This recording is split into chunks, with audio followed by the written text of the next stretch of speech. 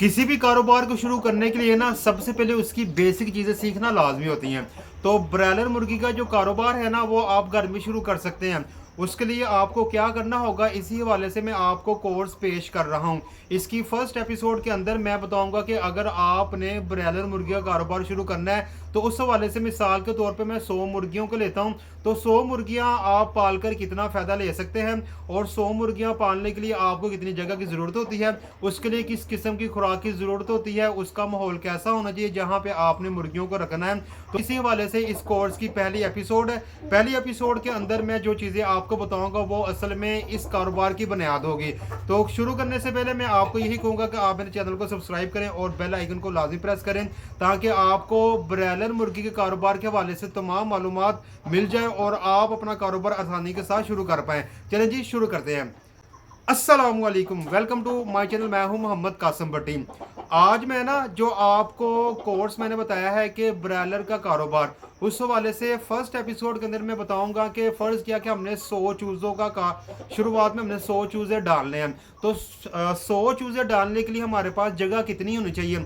अगर आप छत के ऊपर कारोबार शुरू कर रहे हैं तब भी जगह के हवाले से मालूमात, या फिर शेड जो आपने बनाना है उस हवाले से आपको मालूमात होना लाजमी है।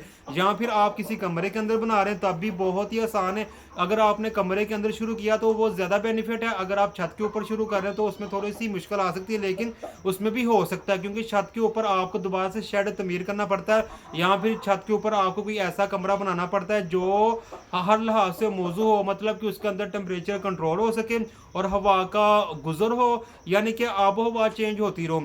तो फ़र्ज़ किया कि मैंने छत के ऊपर एक शेड शुरू करना है, तो शेड के लिए सबसे पहले आपने 100 चूज़े डालने। तो 100 चूज़ों के लिए 250 से 300 स्क्वायर फीट की जगह आपके पास लाजमी होनी चाहिए, क्योंकि ये जगह इन चूज़ों के लिए बहुत ही मुनासिब है।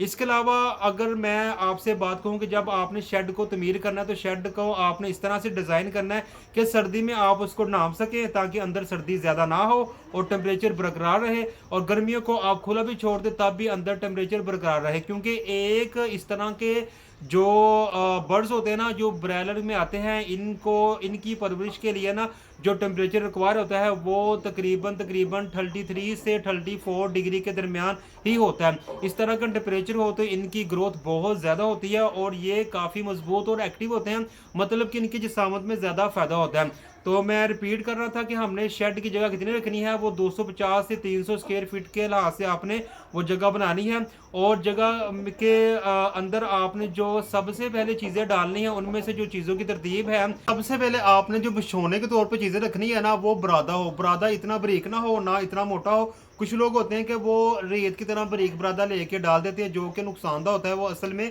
चूज़ों के लिए शुरू में नुकसानदा होगा। आपने बरादा उस टाइप का लेके आना है कि वो ना तो ज़्यादा मोटा लगे ना ज़्यादा बारीक हो। तो ये बरादा आपने डालना, ये इसके बिछोने के तौर पे काम करेगा।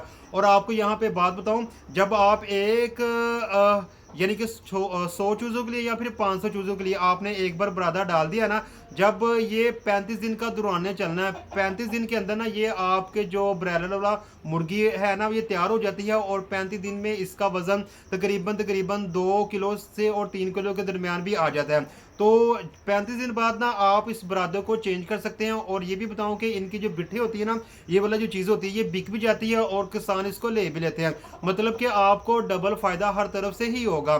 तो सबसे पहले आपने क्या करना है, बिछौना डालना है। बिछौने के बाद आपने लाइटिंग का एहतमाम हो, क्योंकि जब आपने 100 चूज़े रखने उसके लिए 3 बल्ब काफ़ी हैं। और हीटर लाजमी हो, अगर सर्दी है तो हीटर का होना लाजमी है, अगर गर्मी है तो सिर्फ बल्ब से ही गुजारा हो जाएगा। तो इलेक्ट्रिसिटी के लिए आपको 3 बल्ब की ज़रूरत होगी और गैस के लिहाज से आपको एक हीटर की ज़रूरत होगी। और इसके अलावा ये चीज़ें आपने वहाँ पे मुहैया करनी, जब गर्मी हो तो आपको किसी भी किस्म की हीटर की ज़रूरत नहीं होगी, बस लाइट से गुजारा हो सकेगा। इन सब चीज़ों के लिए तकरीबन तकरीबन आपका जो खर्चा है ना शुरुआत में वो 10,000 तो आ जाएगा बिछोने के लिए, या फिर बल्ब के खर्चे के लिए, या फिर हीटर के बिल के लिए। यानी कि ऑल टू ऑल इन चीज़ों को ना 10,000 के ऊपर आप रखें, ये खर्चा आ जाएगा जब आप कोई बेस तैयार करते हैं। अगर आपके पास शेड बना हुआ है और अगर आपके पास कोई कमरा मौजूद है तब ये सिर्फ और सिर्फ शुरुआत में ना जो बेसिक है उनकी रहने की जगह के लिए आप 10,000 लगाएंगे। अगर आपने शेड तमीर करना तो फिर वो एक अलहदा खर्चा हो जाएगा, उसका खर्चा तो 50-60 हज़ार के भी ऊपर जा सकता है। अगर आपने एक नया कमरा बनाना तो उसका खर्चा अलहदा होगा। मैं सिर्फ बता रहा हूँ कि आपके पास जगह है, उस जगह को उस जगह के ऊपर आपने ये कारोबार अरेंज करना है। तो अरेंज करने में हमें कितना खर्चा आएगा वो शुरुआत में मैंने आपको बता दिया है। तो इस एपिसोड के अंदर मैंने सिर्फ आपको यही बताना था कि आप ना 100 चूज़ों की जगह अरेंज कर रहे हैं, उस अरेंजमेंट के लिए आपको कितनी चीज़ों की ज़रूरत होगी या फिर कितने पैसों की ज़रूरत होगी, वो इस एपिसोड के अंदर है। इसके बाद जो एपिसोड आएगी वहाँ मैं आपको बताऊँगा कि आपने चूज़ा कहाँ से खरीदना है और का रेट क्या है और चूज़ा आपको मिलेगा कहाँ से, और जब चूज़ा मिल जाएगा उसके साथ आपने करना क्या है। तो फर्स्ट एपिसोड मेरी यहीं पे खत्म होती है। एक नई एपिसोड के साथ बहुत जल्द आपसे मुलाकात होगी। तब तक के लिए खुदा हाफिज़। अस्सलाम वालेकुम व रहमतुल्लाहि व बरकातुहू।